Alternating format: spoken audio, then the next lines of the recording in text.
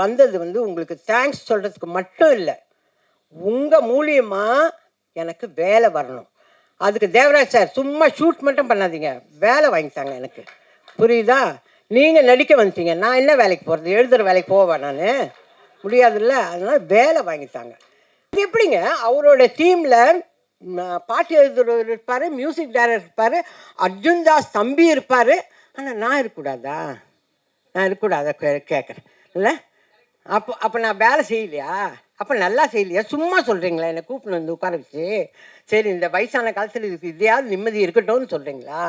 நான் நல்லா நினச்சேன்னு உங்கள் மனசாட்சிக்கு தெரிஞ்சால் எனக்கு வேலை கொடுங்க அண்ணாச்சி.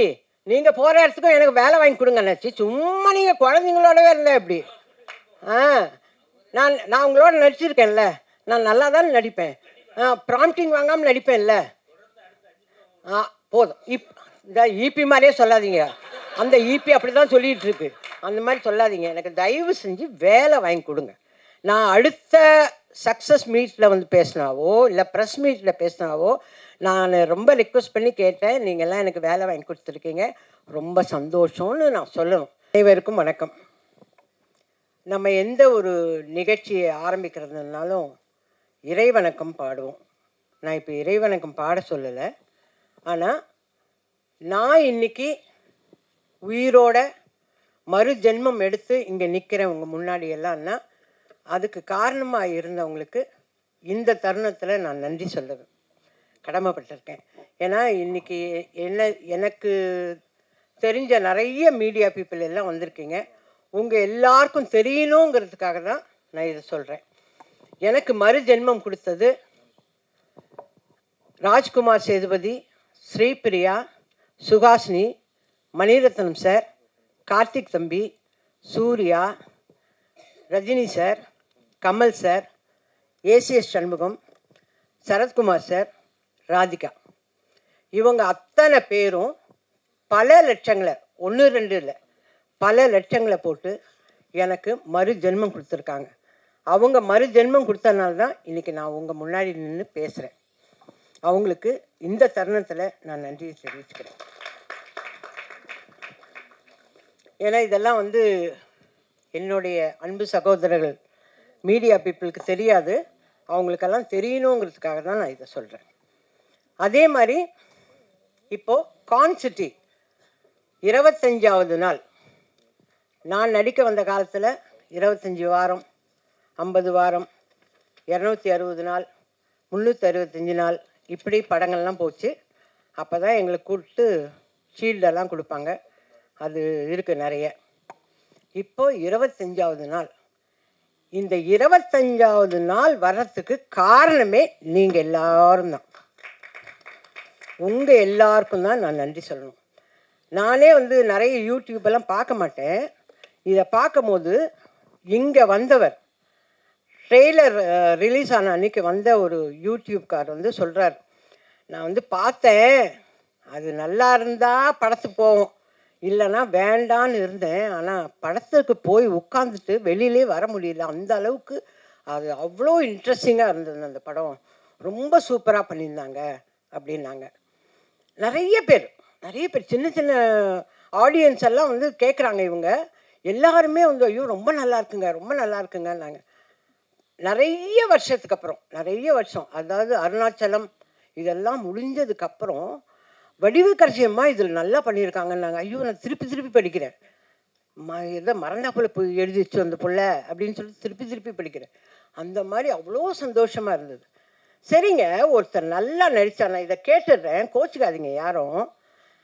நீங்கள் எல்லாரும் யூடியூப்பில் வடிவுக்கரசி, யோகி பாபு நல்லா நடித்தாங்க, இவங்க நடித்தாங்க, அவங்க நடித்தாங்கன்னு எல்லாம் சொல்கிறீங்க. ஓகே, இவங்களுக்கு வேலை கொடுங்கன்னு ஏன் எழுத மாட்டேன்றீங்க, சொல்ல மாட்டேன்றீங்க? அந்த காலத்துலையாவது தினத்தந்தியில் ஒரு வழி எழுதுவாங்க, இவர்களுக்கு நல்ல எதிர்காலம் இருக்கிறது அப்படின்னாவே ப்ரொடியூசரோ டைரக்டரோ அதை படித்தா ஆஹா அப்போ வடிவுக்கரசின்னு ஒரு நடிகை வந்திருக்கு, அதுக்கு வேலை கொடுக்கலான்னு வாங்க. ஆனால் நீங்கள் எல்லாம் அந்த ஒரு வார்த்தையை சொல்லுங்களேன் தயவு செஞ்சு. நீங்கள் சொல்கிறீங்க இந்த தேங்க்ஸ் மீட் முடிஞ்ச உடனே உங்களோட யூடியூப்லலாம் வடிவுக்கரசி நல்லா நடிச்சிருக்கு, அதுக்கு நீங்கள்லாம் வேலை கொடுக்கலாம் அப்படின்னு எழுதி எனக்கு வேலை வாங்கித்தாங்க. ஏன்னா எங்கள் டைரக்டர் கொடுக்குற மாதிரி தெரியல, அவர் போயிட்டார் ஷூட்டிங்க்கு. இதில் கான்செர்ட்டில் நடித்த Yogi Babu sir super busy, அவர் ஆல்ரெடி பிஸி. தம்பிக்கு 4 படம் வந்திருக்கு.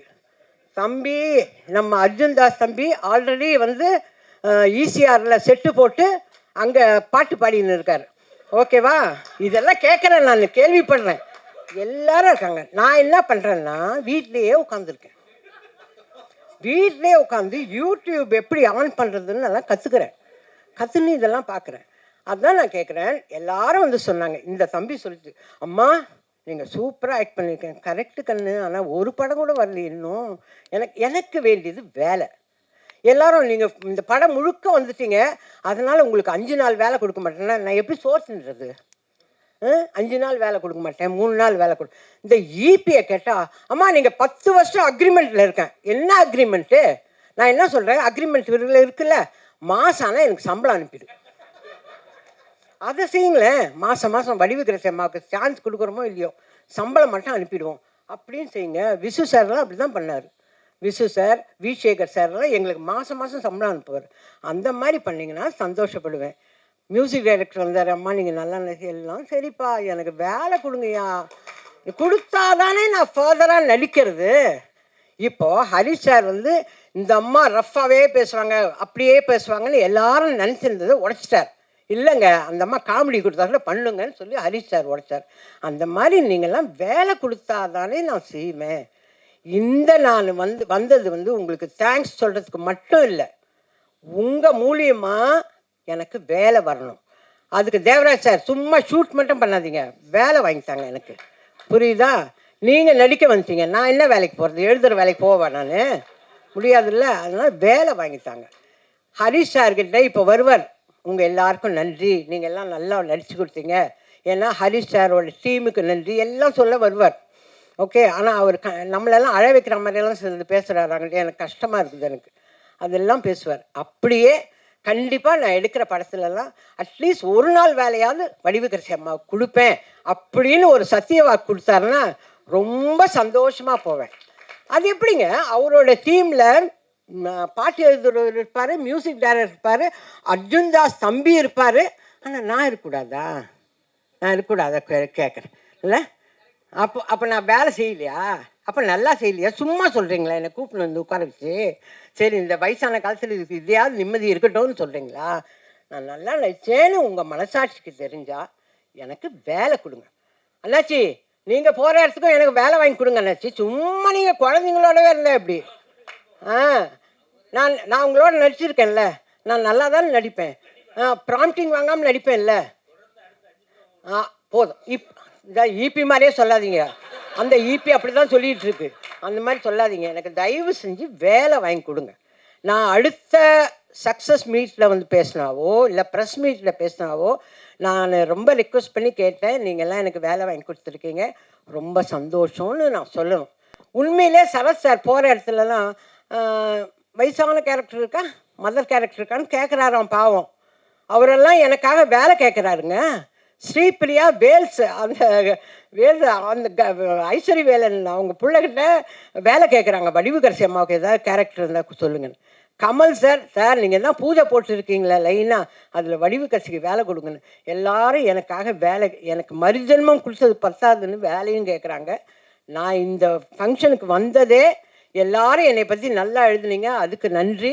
இந்த படத்தை 25 நாள் சக்ஸஸ்ஃபுல்லாக கொண்டாந்தீங்க, அதுக்கு நன்றி. மேலும் மேலும் எனக்கு வேலை வாங்கி கொடுக்க போகிறீங்க, அதுக்கும் நன்றி. கொடுங்கன்னெல்லாம் கேட்கல, கொடுக்க தான் போகிறீங்க, அதுக்கும் நன்றி. அம்மா சீக்கிரமாகவும் முடிச்சிட்டேன், பெல் அடிக்கிறதுக்கு முன்னாடி. ஏன்னா எனக்கு டைரக்டர் பேசுகிறத நான் பார்க்கணும், நான் போயிடக்கூடாது, நான் பார்க்கணும். என்ன தான் சொல்கிறாரு பார்ப்போம். அண்ணாச்சி நீங்கள் தான் சாட்சி. நன்றி நன்றி நன்றி நன்றி நன்றி.